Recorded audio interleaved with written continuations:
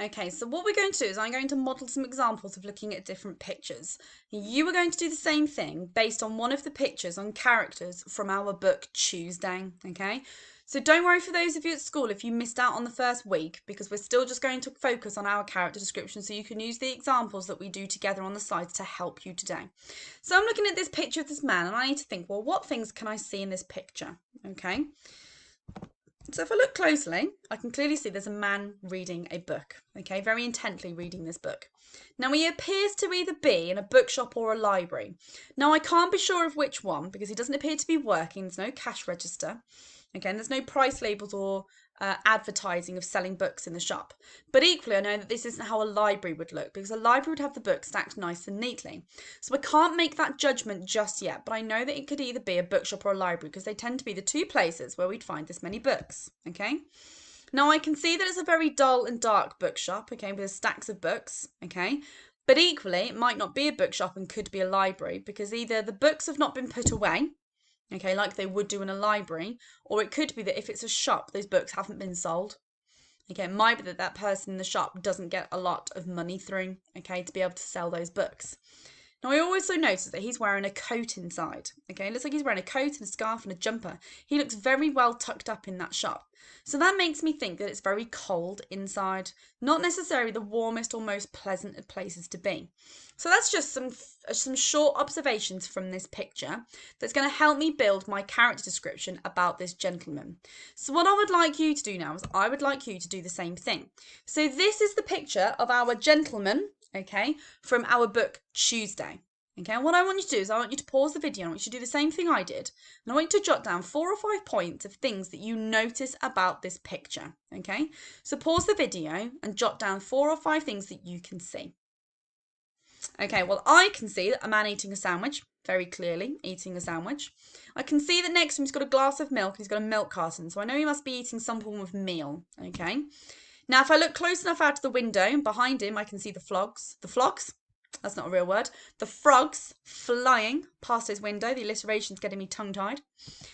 I can also see he's sitting in his kitchen. Now, I know he's sitting in his kitchen because I can see the sink, I can see the fridge freezer behind him, and I can see the kitchen utensils here. Okay, so I know he's in the kitchen. Now, if you look closely, he's wearing a dressing gown over what looks like a work shirt. Okay, so this work shirt is underneath, so that's tied, so it's undone. He's got sleeves rolled up, but I know he's wearing a dressing gown. Okay, now I know that it must be nighttime because it's dark outside. But I know that it can either be dark outside in the evening or also in the morning. But the clue that tells me it's evening time is the time underneath, where it says it's 11:21 p.m. Now, I think that's a peculiar time to be up eating a sandwich and drinking, but we'll explore that a little bit further. If you had some additional observations from that, that's brilliant. Keep those because you're going to need those for your character descriptions we write in a minute. So I'm going to go back to my picture now. So I've explored what I can see in the picture. So now I need to think about, well, who is this gentleman? Okay, who could this man possibly be? So I know I've got to go somewhere along the lines of being in a bookshop or being in a library. So my first thought was, well, he could be the owner of the bookshop. Maybe he's sitting there on his break. Maybe he's just reading a book and chilling. But then I thought to myself, well, actually, he could be in his local library reading a book because he doesn't look like he's sat behind a till as such. So it doesn't look like he might be selling books, but he might just be at the library enjoying his books. But then I sat and thought to myself, well, let's go back to the idea of the library and the bookshop. He could work at either. So you can go to the library as a public citizen, but you can also work at the library as well. So he could be one or the other. But he could also be a customer in the shop as well. So although he could be going to his local library and being a citizen in the library reading, he could also be a customer in the shop. So maybe he's checking out the books to see whether he likes it or not, as to whether he's then going to buy it, which is a little bit cheeky because you shouldn't really do that with books.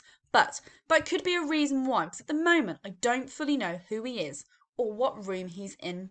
So here I'm going to just generate some ideas of what possibly he could be doing in there. So I want you to now have a go at the same task with the same picture. I want you to think about who this man could be. So look at the clues in the pictures. Think about the time.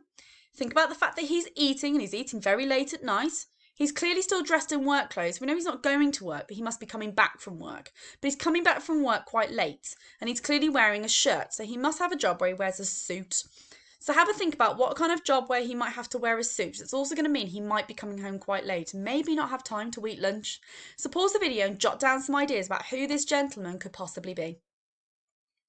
Okay, well, I came up with a few ideas, but I guarantee you did a better job than me. So I've noticed he's wearing his shirt. So I'm thinking, well, he could be a businessman, okay? And usually businessmen come back from work quite late because they're usually in lots of meetings and have lots of customers to see. I certainly know my dad always used to wear his shirt, and he's always come home at 6 o'clock in the middle of dinner, and he'd have had a lot of busy work to be doing during the day. Now, we could work in an office. Okay, if he's in an office, he's in a professional environment, so that might explain why he's wearing the shirt and the suit. Now, I know he lives in Sutton Coldfield because I know my newspaper report is based on my local area. So I've already prejudged that one because if this is my newspaper report, I'm writing it about the local area. So I'm going to assume that it's Sutton Coldfield because that's where the frogs invaded and where your pigs are going to have invaded as well. Now, I think he potentially could have a stressful job. He doesn't look particularly happy. Okay, he's got some frown lines. But he's eating a very poor dinner. Now, that's not a substantial dinner, having a sandwich and a glass of milk. Although the milk might be healthy, and yes, he's getting some carbohydrates and might even have some meat in there, so some protein. But that's a very simple dinner for somebody to be eating, but also to be eating very late at night. So that tells me he might have had a stressful job because he's not been able to eat. Okay, possibly lunch or dinner because he's been busy at work. And I'm assuming he might have only just got home because he's still in his work clothes. Okay. Now, I have noticed the frown lines and the messy hair. So that, again, makes me think he's had a long day. He's just got home. He needs to eat something. He's loosened off his shirt, rolled up his sleeves, got comfy in his dressing gown, and he's going to sit and eat some dinner. But he doesn't have time to cook a full dinner, so he's going to go for an easy snack because it's very late at night. Now, you might have come up with a whole host of other ideas, but keep them because you're going to need them for your activity. Now, I've added this little extra slide on here just because I'm not quite sure who this gentleman is, okay? So for me, I'm thinking he could be in there to sell the books, okay? Clearly doesn't get a lot of customers though because he's got a lot of books. He could be stacking the books away in the library. He might be looking for different books to either purchase or borrow. He might be there to escape the real world. So I'm going to keep that last one in my mind there. And what I'm going to do now is I'm going to model a paragraph using some of the different skills we've looked at today with our adverbials, but I'm also going to throw in some other things as well. So I think I'm going to add potentially maybe a metaphor if I can get one in there. I've got to think about my conjunctions and my pronouns. I've got to make sure I include my clauses, and I've got to make sure that I've used some good adjectives as well. So I'm going to use all my English skills that I know to write a good paragraph. So let me start off with, the bookshop. Now I want to add in a relative clause here. Now I know because I'm going to do an embedded clause, I need my comma, okay? So I've written my comma and now I think, right, what am I going to write? So I need to describe a little bit more information now about the bookshop. So, which was once vibrant with customers, okay? Now I've got to the end of my relative clause. So I've got my relative pronoun in there as well. And I've also used the word vibrant. This is my rich and powerful vocabulary to give that reader an impression of what I'm trying to describe. Now I've finished that relative clause, so now I've got to have my comma, okay, because this is my embedded clause now, so I need both of my commas. But now I need to finish off my main clause. So, was empty of life apart from its owner, okay? So now I'm linking what the shop's like to his owner. So now I'm starting to get a feel, okay, for where this is going. But I know here this is a bookshop, and I know that gentleman now must be his owner. So I'm going to go down the route where I think he's the owner. So, hunched over a book, okay. So here, I've now started with a subordinate clause. So hunched over a book, comma. Okay, so now I'm going to describe what he was doing. Terry immersed himself in darkness amongst the many characters and vibrant. Okay, so I've got my conjunction. Okay, so I'm adding my conjunction in there. Worlds that had once brought colour and life into his own. So now I've added some additional information to describe the type of character that Terry is. Now it says that he's immersed himself in darkness, okay, with the characters and the vibrant worlds that once brought colour to his life. So that now tells me that he doesn't seem like a particularly happy character. Deep trenches etched his furrowed. So deep trenches etched his furrowed. So here I'm now going on the lines of a metaphor, okay. So I'm describing those lines across his forehead. So rather than saying they were wrinkles or grooves, I've described them as deep trenches. So imagine like the trenches that the soldiers used to dig in the World Wars, and they used to sit in them. They were very deep and very long. So now I'm comparing those to the furrowed lines on his head. So deep trenches etched his furrowed brow, illustrating the tales of his own life, okay? Now here, I've added in some personification, okay? Because those lines on his head can't physically tell a story. They don't have lips to be able to explain. And when it says illustrating, they can't draw, okay? So I've described those using personification to describe that they tell a story. They give that reader the impression that he's had a long and troubled life because he has the frown lines. So now I need to think a little bit more about describing him. So his body bent and sore, hair receding and thin, Terry was a relic and irrelevant to the world, much like... Now I need to go back and check what skills we used. So his body bent and sore, hair receding. Now I've used this as a powerful adjective here because that's just telling me that he's old. I haven't said that he's old, but when something recedes and it starts to fade, that usually comes with a sign of getting old, okay? But then I've said here, Terry was a relic. Now, I didn't say Terry is like a relic. I said Terry was a relic. So I've actually also included another metaphor here. So I've compared him to being old. I've not told you he's old. I've said he's got a receding hairline. I said, but he's also now old because he's a relic. And relic are old artifacts that we find from the past.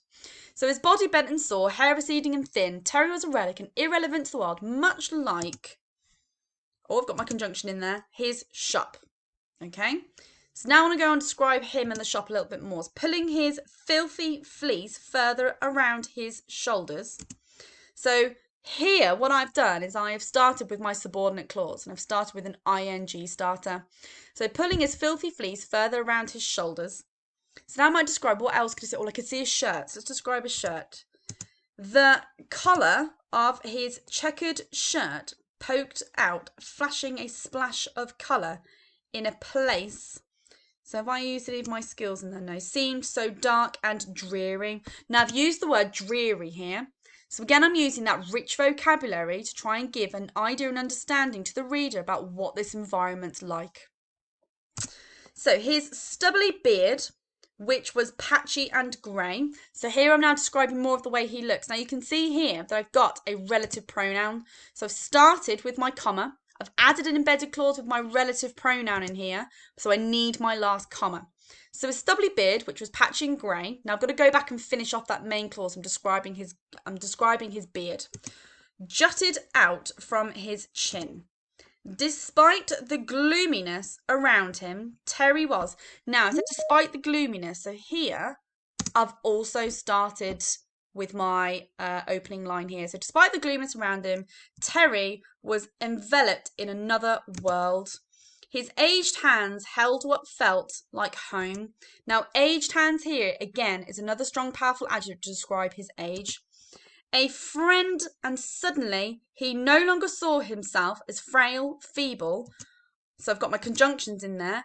A failed bookstore owner, but a man of an adventure into, so I've got my but in there, okay, into a world where he would be transformed. Now again, I've got another subordinate clause in there because I've added another relative pronoun. So there you can see all my skills. Now if you picked this up as I went along, I also had some alliteration. I realised actually I used it 3 times. So filthy fleece further and frail and feeble. So you can see how I've used all my additional skills as well as using my relative clauses, my embedded clauses, and my conjunctions. And that's just one small paragraph about that one person. Okay, so what I would like you to do now is it's your turn to write 2 different character descriptions. Now, I suggest that you do the first one based on the man in the kitchen because you've just jotted down some notes of those to help you, okay? But you can have a go at doing about the dog owner and also the old lady that was in her house as well. Now, if you can, include some metaphors and powerful adjectives to describe your characters and remember to use the correct punctuation. Have a go at writing different variations of your clauses. You know how to do them. So I look forward to reading that full paragraph when you send it through to me on Friday, all right?